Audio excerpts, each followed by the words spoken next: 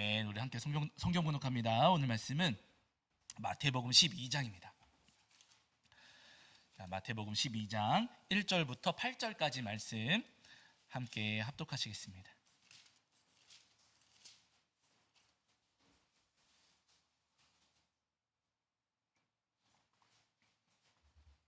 마태복음 12장 1절부터 8절까지 말씀입니다. 12장 1절부터 8절까지입니다. 자, 우리 찾으신 줄 알고 한 목소리로 합독하겠습니다. 함께 합니다. 그때 예수께서 안식일에 밀밭 사이로 가실새 제자들이 시장하여 이삭을 잘라 먹으니 바리새인들이 보고 예수께 말하되 보시오, 당신의 제자들이 안식일에 하지 못할 일을 하나이다. 예수께서 이르시되 다윗이 자기와 그 함께한 자들이 시장할 때 한 일을 읽지 못하였느냐. 그가 하나님의 전에 들어가서 제사장 외에는 자기나 그 함께한 자들이 먹어서는 안 되는 진설병을 먹지 아니하였느냐. 또 안식일에 제사장들이 성전 안에서 안식을 범하여도 죄가 없음을 너희가 율법에서 읽지 못하였느냐. 내가 너희에게 이르노니 성전보다 더 큰 이가 여기 있느니라. 나는 자비를 원하고 제사를 원하지 아니하노라 하신 뜻을 너희가 알았더라면 무죄한 자를 정죄하지 아니하였으리라. 인자는 안식일의 주인이니라 하시니라. 아멘. 우리 자리에 앉으시겠습니다. 여러분 한 주간 평안하셨지요? 네, 오늘 우리 하나님 앞에 나와 예배하는 저와 여러분 위에 우리 주님께서 주시는 은혜와 사랑이 가득하기를 간절히 소원합니다. 자, 지난주엔 저희가 마태복음 11장 25절부터 30절까지 말씀을 통해서 우리에게 주시는 은혜를 나누었는데요. 베세다, 고라신, 가버나움 이런 도시들이 예수님께로부터 말씀도 많이 들었고 은혜도 많이 경험했는데 그 도시들은 도무지 회개할 줄을 몰랐다고 말씀하세요. 아니, 말씀도 많이 듣고 은혜와 역사도 많이 경험했는데 왜 저들은 회개할 줄을 몰랐는가? 다른 것 아니고요. 그들이 가지고 있었던 지식과 지혜와 지위를 내려놓지 못했기 때문이라는 거예요. 말씀을 듣고 있으면서도 내가 가지고 있는 지식, 내가 가지고 있는 지혜, 또 내가 누리고 있는 지위를 높게 여겼기 때문에, 그것을 포기하지 못했기 때문에 말씀을 듣고 은혜를 경험해도 회개할 줄을 몰랐다는 겁니다. 여러분, 오늘 우리도 다 마찬가지입니다. 우리가 아무리 말씀을 많이 듣고 내가 많은 은혜를 경험했다 할지라도 내 지식과 지혜와 지위를 내려놓지 못한다면, 그 신발들을, 세상의 신발을 우리가 내려놓지, 벗어놓지 못한다면요, 여러분, 우리도 회개하지를 못한다는 거예요. 우리가 진심으로 주님 앞에 회개하기 위해서는요, 하나님 앞에 설 때마다, 예수님의 십자가 앞에 설 때마다 내 지혜와 지식과 모든 지위를 다 내려놓아야만 합니다. 바라기는 우리 모든 성도님들께서는 예배하실 때마다, 또 말씀을 대하실 때마다 내가 가지고 있는 지혜와 지식과 지위를 다 내려놓고 우리 주님 앞에 겸손히 회개하시는 저와 여러분이 되기를 주 이름으로 간절히 축원합니다. 자, 우리 오늘은 그 뒤에 이어지는 마태복음 12장 1절부터 8절까지 말씀을 통해서 우리에게 주신 은혜를 나누려고 하는데요. 말씀 함께 읽으셔서 아시겠지만 오늘 말씀은 안식일에 대한 말씀입니다. 잘 아시는 것처럼 하나님께서 세상을 창조하실 때, 창세기에서 세상을 창조하실 때 여세 동안은 일하시고 일곱 번째 날 어떻게 하셨어요? 안식하셨어요. 일곱째 날은 안식하셨다 말씀하십니다. 그러시면서 이스라엘 백성들이 애굽을 나와 광야에 들어왔을 때, 시내산에 도착했을 때 하나님께서 이스라엘 백성들에게 십계명 주시면서 안식일을 기억하여 어떻게 하라고요? 거룩히 지키라. 하나님께서 일곱 번째 날 안식하신 것처럼 하나님의 백성들도 일곱 번째 날은 하나님의 뜻을 따라 하나님처럼 안식해야 된다 말씀을 하셨어요. 그리고 출애굽기 31장을 보시면은요, 그 안식일을 거룩하게 지키지 않는 사람들은 살려두라고 하십니까? 반드시 죽이라 하십니다.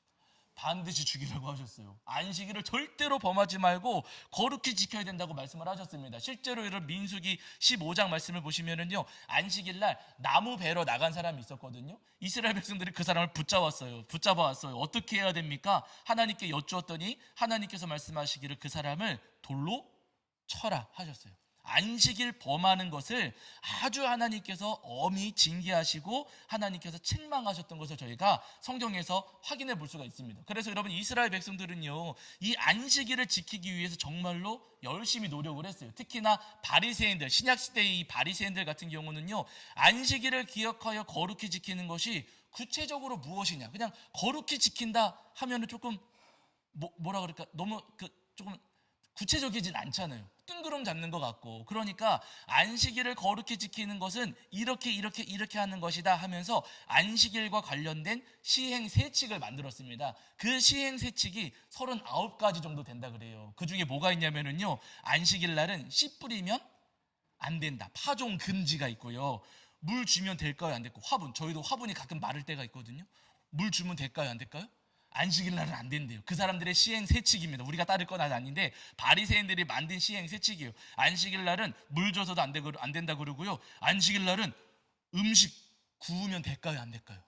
안 돼요. 그들의 시행세칙을 따른다면 안식일 날은 밥하면 안 되는 거. 그럼 안식일 날 밥 먹으려면 언제 밥해야 돼요? 그 전날 하는 금요일 날. 맞아요. 금요일 날 그 요리를 해놓고서는 안식일 날 밥을 먹는 겁니다. 그리고 안식일 날은요, 세탁도 하면 안 된대요. 빨래도 하면 안 된다. 이런 것들이 좋아요, 나빠요? 네? 아니, 살림하시는 분들은 살림하시는 분들 입장에서는 조금 좋을 수 있겠지만, 그러나 여러분, 어쨌든 이 바리새인들의 시행세칙 가운데 이런 여러 가지가, 이것 말고도 더 있는데 시간이 많이 지나가니까 다 소개해드리진 않겠습니다. 그런데 여러분, 이런 세칙들이 있었어요. 근데 그 중에 뭐가 있었냐면요, 안식일 날은 타작하지 말아라. 안식일 날은 타작도 하지 말아라 하는 규정, 시행세칙이 있었습니다. 그런데 오늘 본문을 보시니까 예수님의 제자들이 안식일 날 밀밭 사이를 지나가는데 배가 고팠어요. 배가 고파가지고 이렇게 밀밭사를 헤치고 지나가다가 손으로 잡히는 걸 뜯어서, 손에 잡혀서 뜯어진 게 있으니까 요거 나다를 또 훑어낸 다음에 어떻게 해요? 살짝 비벼서 그거 껍데기는 날려보내고 알맹이만 먹은 거예요. 네. 배가 고프니까 지나가다가 어차피 길도 헤치고 가야 되니 그 밀밭사를 헤치고 지나가면서 이제 그 곡식을 이제 손으로 비벼가지고 먹게 된 겁니다. 이 장면을 바리새인들이 봤어요. 그들이 가지고 있는 시행세칙 가운데에는 타작하지 말라, 안식일날 타작하지 말라라고 하는 시행세칙이 있었는데, 제자들이 그 미리삭을 잘라가지고 비벼서 먹는 모습을 보면서 저 사람들 지금 뭐 하고 있는 거예요? 그들의 눈으로 보면 타작하고 있는 거예요. 네. 이게 사실 별거 아닌 행동인데, 아주 단순한 행동인데, 이 바리새인들의 눈으로 볼 때는요, 제자들의 행동이 타작하는 행동으로 본 것이고, 비벼가지고 또 먹었으니까 일종으로 한편으로 보면 또 요리한 것처럼 보게 된 거죠. 그러면서 예수님께 달려와가지고 이야기하는 거예요. 당신의 제자들이 지금 안식일을 범하는 잘못을 저질렀습니다. 아니, 당신의 제자들은 왜 안식일을 범합니까? 라고 하면서 예수님께 와서 아주 날카롭고 예리하게 그들의 잘못과 허물을 지적했습니다. 그랬더니 예수님께서 오늘 이 제자들에 대해서 또 바리새인들을 향해서 또 뭐라고 말씀하시는가 보세요. 자, 여러분 12장 3절부터 5절입니다. 마태복음 12장 3절부터 5절. 안식일 날 미리삭 잘라 먹은 제자들에 대해서 뭐라고 말씀을 하시는가? 자, 12장 3절부터 5절입니다. 읽겠습니다. 시작. 예수께서 이르시되 다윗이 자기와 그 함께한 자들이 시장할 때에 한 일을 읽지 못하였느냐? 그가 하나님의 전에 들어가서 제사장 외에는 자기나 그 함께한 자들이 먹어서는 안 되는 진설병을 먹지 아니하였느냐? 또 안식일에 제사장들이 성전 안에서 안식을 범하여도 죄가 없음을 너희가 율법에서 읽지 못하였느냐 하면 이렇게 말씀하셨어요. 예수님께서 성경 이야기를 하십니다. 너희들 다윗 알고 있지 않느냐? 바리새인들에게 말씀하시는 거예요. 다윗이 사울을 피해서 막 자기를 따르는 병사들과 함께 사울을 피해서 막 도망가는데 급하게 도망가는 바람에 먹을 것을 챙겨오지를 못했어요. 너무너무 배고팠습니다. 그런데 그 근처에 성막이 있었고, 그 성막을 찾아가서 아비아달 대제사장을 만났어요. 대제사장한테 우리가 너무 먹지 못해서 배가 고프니 먹을 것이 있으면 좀 저희에게 주십시오 라고 했습니다. 근데 먹을 것은 없었고, 그때 마침 있었던 것은 뭐냐면요, 하나님께 드렸다가 성소에 드렸다가 하나님 앞에 진설에 드렸다가 이제 막 빼내온 진설병이 있었어요. 근데 여러분, 이 진설병은 사실은 다른 사람들은 먹지 못하고요, 제사장들만, 거룩하게 자신을 구별한 정결한 제사장들만 먹을 수 있다라고 말씀을 하셨었거든요. 그것밖에 없었어요. 그런데 여러분, 그 진설병을 다윗과 병사들에게 줘요, 안 줘요? 줘요. 그들이 굶주려 있을 때에 그 진설병을 먹여주었던 것을 너희가 알지 못하느냐 하시는 거예요. 네. 그러니까 굶주린 이들을 하나님께서는 먹여주셨다는 거죠. 그 아비아달 대제사장이 진설병을 내어주었을 때 하나님께서 제사장을 탓하셨을까요? 안 하셨을까요? 안 하셨어요.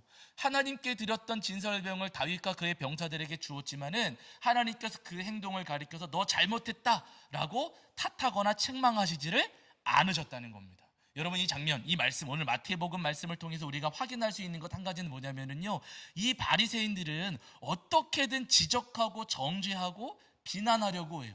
작은 것 한 가지도 트집 잡아가지고 어떻게든 지적하고 정죄하고 판단하고 비난하는 것이 바리새인들입니다. 그러나 여러분, 우리 예수님께서는요, 지적하고 판단하고 정죄하는 것이 아니라 어떻게 하셔요? 우리를 먹여주시는 주님이시라는 거예요.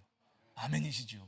여러분, 우리가 굶주리고 우리가 지쳤을 때 우리 주님께서는 우리를 덮어주시고 감싸주시고 보호해주시고, 그뿐만 아니라 얼마나 배가 고팠으면 그 익히지도 않은 미리삭을 잘라다가 너희가 그것을 먹었겠느냐라고 하시면서 오히려 그 먹는 것을 나무라지 않으시고 먹여주시는 주님이시라는 겁니다. 여러분, 오늘 우리의 삶에도 마찬가지세요. 제자들을, 굶었던 제자들을, 굶주린 제자들을 긍휼히 여기시고 먹이셨던 예수님께서는요, 여러분, 오늘 우리도 굶주린 우리를 먹이시는 예수님이시라는 거예요. 여러분, 때때로 우리도 이 땅을 살아가시는 동안 제자들처럼 우리의 마음과 우리의 삶이 허기질 때가 분명히 있습니다. 우리의 마음이 갈급할 때도 있고요, 세상 속에서 이리 치이고 저리 치이고 하다 보니까 우리 마음이 메마를 때도 분명히 있어요. 또 온갖 일에 우리가 막 시달리다가 우리 영혼이 허기질 때 분명히 있고, 여러 가지 봉사를 하다가 우리 마음이 지칠 때도 분명히 있습니다. 그뿐만 아니라 내가 저지른 실수와 잘못들 때문에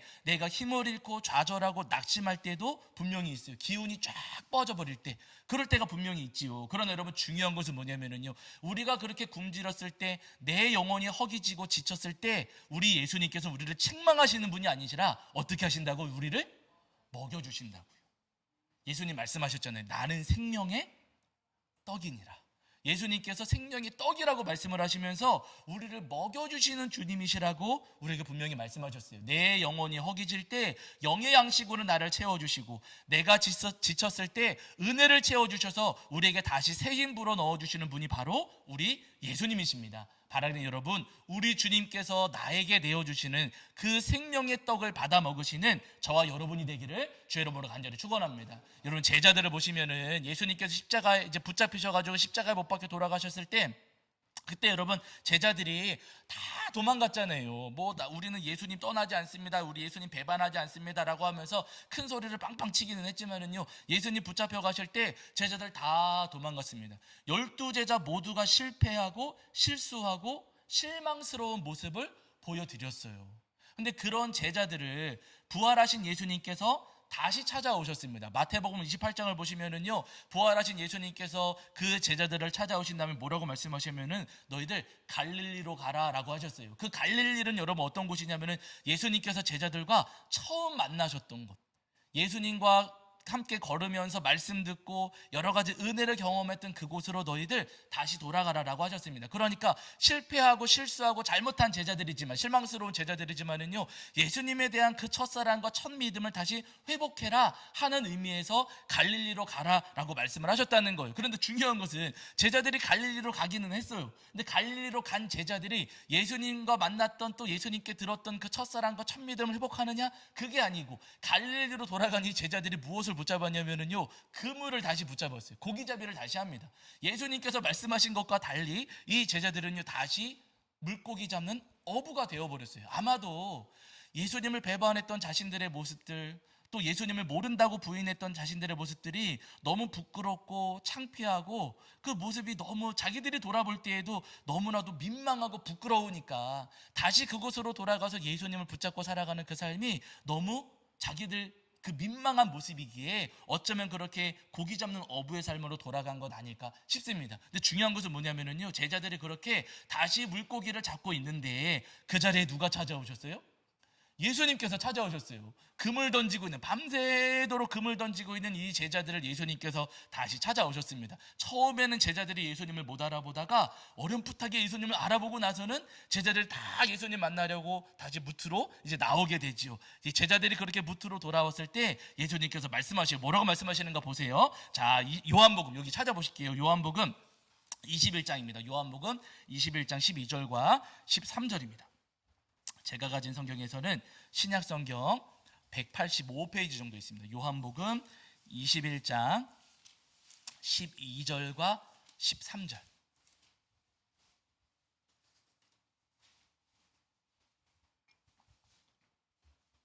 요한복음 21장 12절과 13절이에요. 실망스러웠던 제자들, 실수했던 제자들, 실패한 제자들, 갈릴리로 가서 다시 그냥 과거의 삶으로 돌아간 그 제자들을 예수님께서 찾아오셔서 뭐라고 말씀을 하시는가 보세요. 자, 21장 요한복음 21장 12절과 13절입니다. 읽겠습니다. 함께 봅니다. 시작. 예수께서 이르시되 와서 조반을 먹으라 하시니 제자들이 주님이신 줄 아는 고로 당신이 누구냐 감히 묻는 자가 없더라. 예수께서 가셔서 떡을 가져다가 그들에게 주시고 생선도 그와 같이 하시니라. 아멘. 이렇게 말씀하셨어요. 실패하고 실수하고 실망스러운 제자들입니다. 누구보다도 그 마음이 허탈한 제자들, 낙심한 제자들이에요. 근데 그 제자들을 예수님께서 찾아오셔서 너네는 그것밖에 못하니?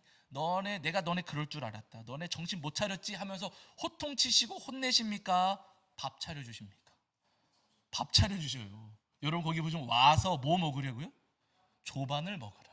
아침밥, 와서 아침밥 차려놨으니까 와서 아침 먹어라. 예수님 지금 그러시는 거예요. 실패하고 실수하고 실망스러운 제자들이었지만은요, 그 마음이 좌절하고 낙심한 제자들이었지만 예수님께서는 그들을 다시 부르셔가지고 밥부터 먹어.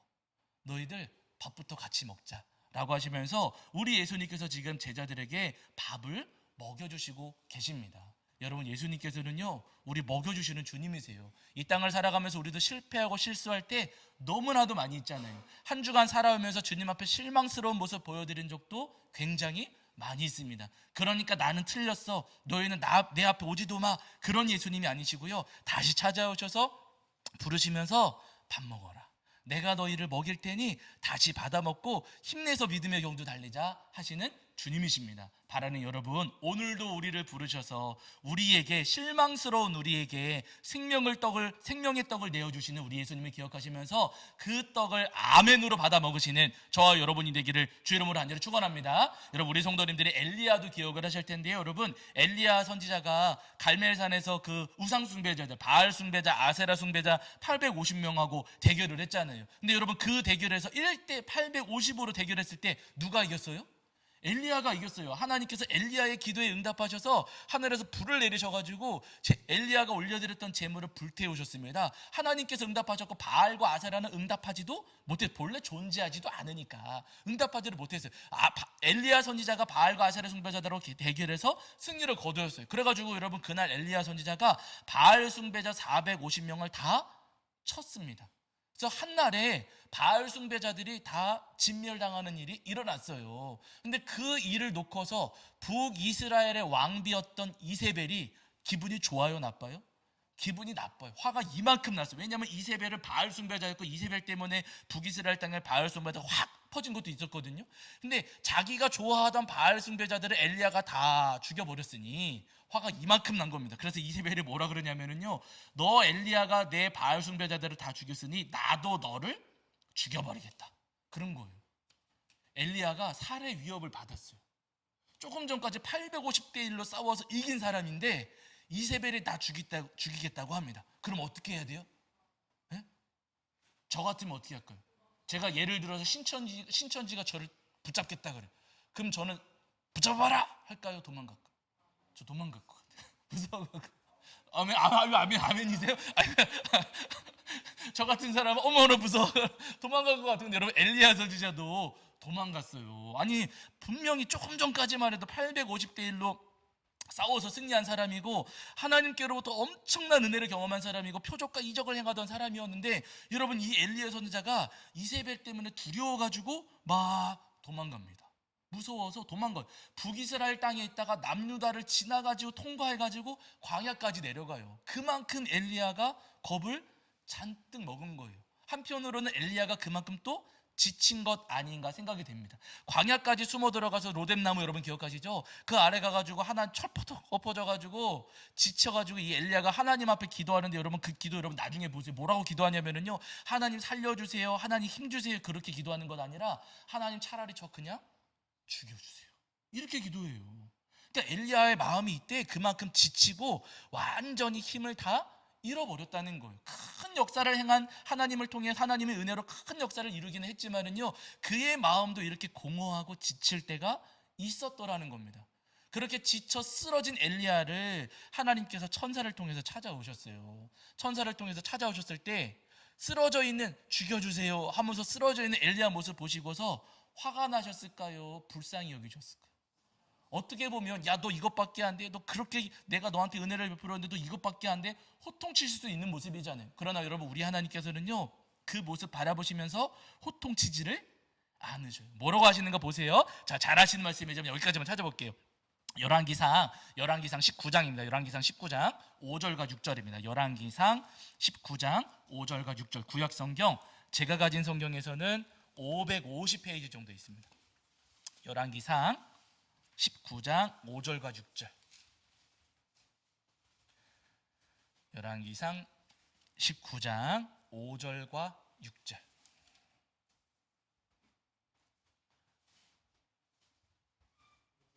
네, 열왕기상 19장 5절과 6절.